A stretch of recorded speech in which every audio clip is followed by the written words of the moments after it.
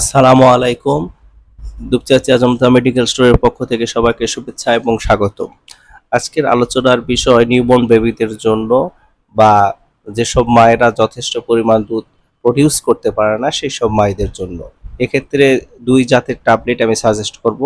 একটা হলো মটিগার্ড অথবা ডিফ্লাক্স অথবা অমিডন।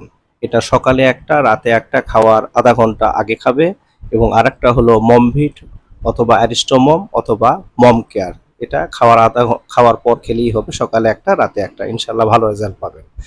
আর দ্বিতীয়ত আমি আরেকটা ওষুধের নাম বলবো, সেটা হার্বাল, সেটা হলো হলিসিড অথবা ডিশেফা। এটাও সকালে একটা, রাতে একটা খাবেন। এটা মূলত কালিজিরা।